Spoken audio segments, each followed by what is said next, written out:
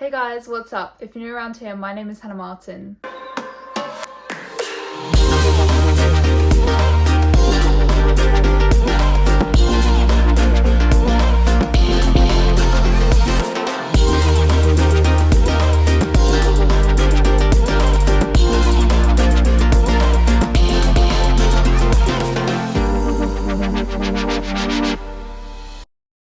I feel like I haven't done one of these like sit down talking videos in literally forever. So I thought, why not change it up, change up the content, be a little bit more organic with what I'm posting. Obviously I post a lot of vlogs. I want to do more tutorials, so watch out this summer. Got some big projects coming up. Yeah, I'm really sorry. Okay, this is distracting me. Give me 2 seconds. Okay, better.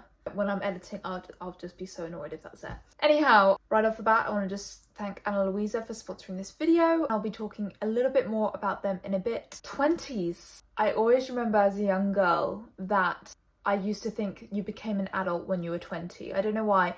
18, you're still a teenager, so are you really an adult? Obviously, legally, yes, in the UK you are. But I felt like 20 was the age that you had to start acting like one. I remember when I turned 20, it was like, wow, okay, this is the real deal. When I'm supposed to feel like my life is all with it and all together. I don't know if you ever really feel that way, but maybe at some point you do.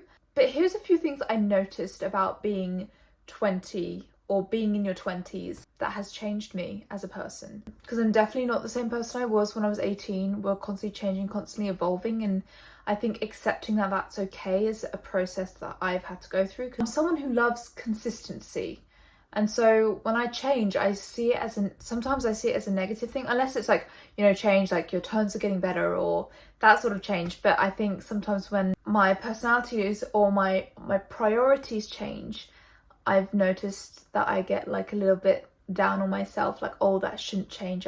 Here's a few changes that have occurred that I've noticed and maybe you can relate. Number one I've noted down here is that generally I feel more comfortable in my own skin. I can't say all the time, not in every situation, but just in general I don't feel so scared to be myself. You've lived long enough to realise some people aren't going to like you, and that's okay.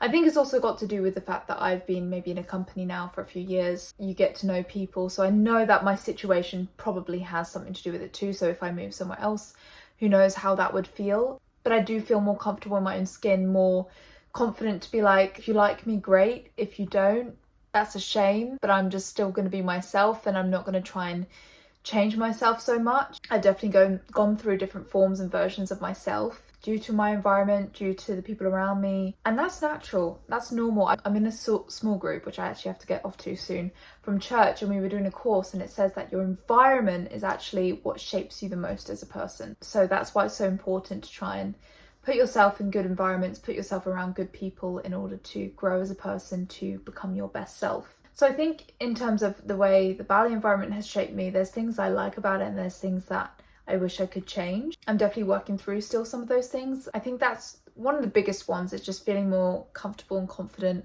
I want to go out and be social with people now because I just feel like I've got stuff to talk about, stuff to share. I'm not worried if people think, not so worried, I'm not completely free of this yet, but I'm not so worried if people think I'm weird or crazy, because I actually just accept that, yeah, I am. Yeah, dance in point shoes which make my feet bleed every day. Like, I'm crazy. What is wrong with that? We're all a bit crazy, right? Number two, I think when you get to this age, things are a little bit less scary, only a little bit, because you've faced things before. Now I've gone through surgery, I've gone through some injuries, when you're at the beginning of your career or at the beginning of your 20s, I guess there's things that you haven't encountered before. So when you do encounter them, it's like the super scary experience of like, I don't know where this is going to end up. Whereas now, because I've experienced stuff, I know what this is. It's going to take a bit of time. It's not fun, but I understand the process for it to get better. So it's not so intimidating. It comes with also a sense of excitement because you've never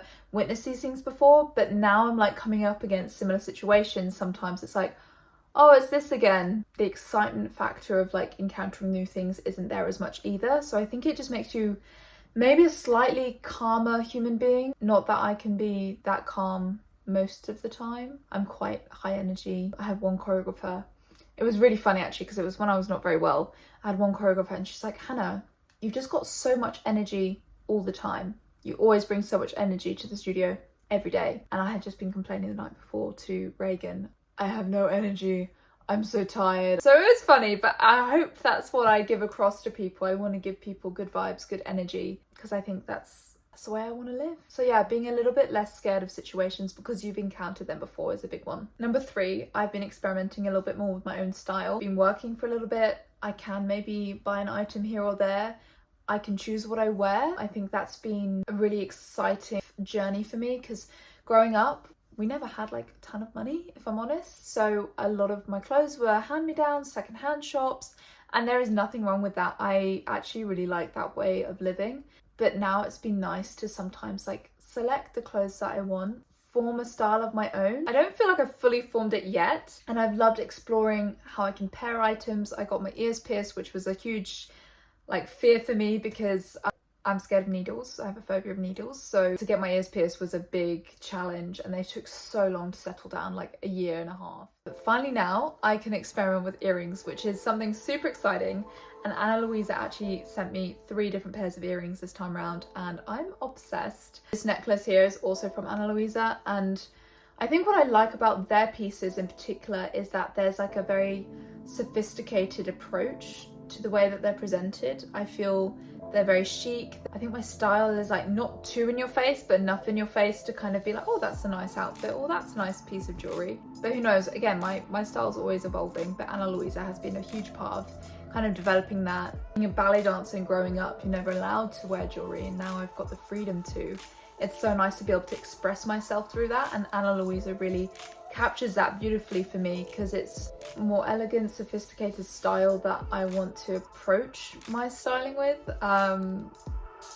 The pieces kind of reflect my journey maybe a little bit with the way that I've decided to present myself, and I'm really excited to have a brand that I feel reflects that. So if you guys are interested in purchasing any items from Ana Luisa, I will leave a link in the description down below. Make sure to click on that to get your very own Ana Luisa bits and bobs. They don't tarnish very easily. Like sometimes I've worn the necklaces, I feel bad to say this, for like months and not taking them off, and they've like not tarnished. So I can speak for the quality of the items as well.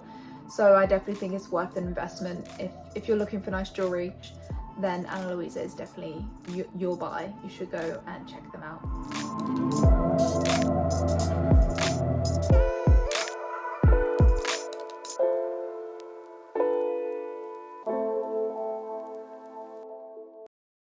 Which leads me on to number 4.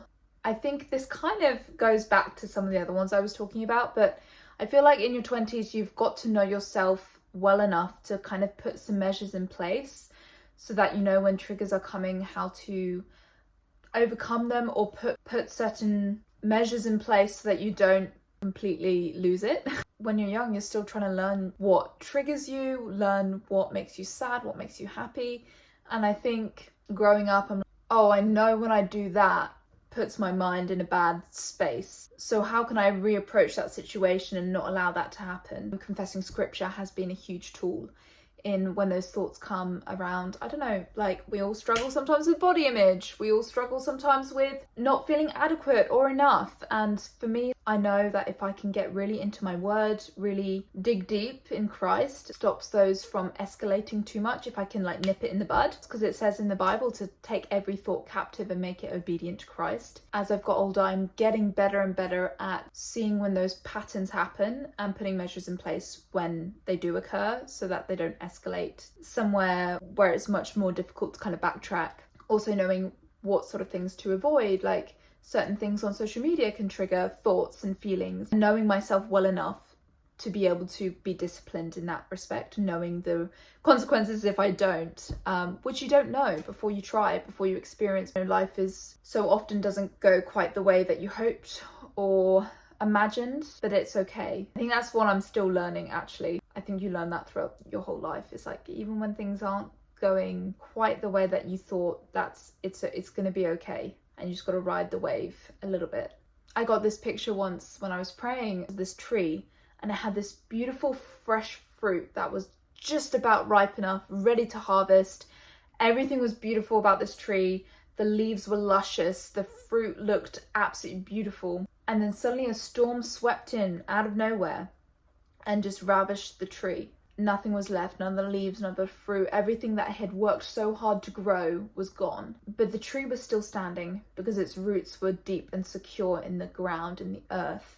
It actually had to grow deeper roots. And I felt like God was saying to me through that, sometimes we work hard, sometimes we put the hard work in and we should harvest the fruit, but sometimes storms of life come and we don't get to see the reaping of reward that we've worked so hard for. That's life. But what is the most important thing is the roots that we're growing amidst that, getting really deeply rooted and strong foundations. We can't control what's happening on the top.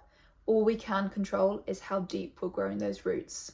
That was a long, kind of windy about story. And my last one, number 5, I mean, I could talk forever. If you want me to do a longer video on this. Number 5, realizing how important relationships are. To have discovered this maybe quite late, because I was homeschooled and then I was quite focused on my rhythmic gymnastics from a young age. I did go to homeschool events. I saw people, I wasn't a social outcast. I wasn't socially, completely awkward. Never really placed a whole lot of value on developing relationships, having deep, meaningful relationships with people. I mean, it does say in the Bible that we're created for relationships, we're created to spend and share with people. That's how God has created us as humans. So it's no surprise that relationships are important and make us happy as human beings, because that's how we were created. I never placed enough importance or priority on relationships, and I was, especially when I first joined the company, I was taking so much in. I was so tired. The first thing to go was any of the social events, and then I would wonder why I had no friends. It's because I just wouldn't go to anything social, because I had no one there that I knew. But I realized, oh my days, I have to make the effort to learn about people, to meet people, to put myself out there in order to make any relationships. There was a bit of a pin drop moment. I think Reagan for me has been an amazing example of how to build relationships and how you have to invest in them, and you have to text people to ask how they are. Make sure that you're booking in regular meetups, because it's so easy to lose connection with people. It takes a few weeks, months. Oh my days, we haven't seen each other in years. Being very intentional about the relationships I'm trying to develop, being very open, vulnerable. It means being vulnerable sometimes, which is hard, but I'm so grateful for the relationships I've had, the kind of life experiences I've been having recently. I feel happy that I've got people in my life who I value and who value me, who wants to know what's going on in my life and I want to know what's going on in theirs, and hearing their life experiences has actually been adding to my inspiration and my art form. And it kind of makes the world feel less heavy. I need to wrap this up because I'm about to go to a church small group that I'm involved in. I'm already a little bit late, so I should go right now. I have rambled on long enough. Make sure to check out Anna Louisa. I will link everything in the description down below. If you get anything from there, you won't regret it. If you're in your 20s, give me a little thumbs up and let me know if you can relate to any of these things, whether you're coming up to your 20s or you're in your 20s or you have lived through your 20s and you have made it to the other side. Let me know in the comments down below how your 20s changed you or how you think it might do. Guys, I really, really hope you enjoyed this video. If you do like these kind of more sit down, very personable, just one-to-one chats, let me know, because I would love to hear your thoughts. I always like to develop my content. I'm really looking to see how I can explore it this year. Make sure to dream big and make it happen.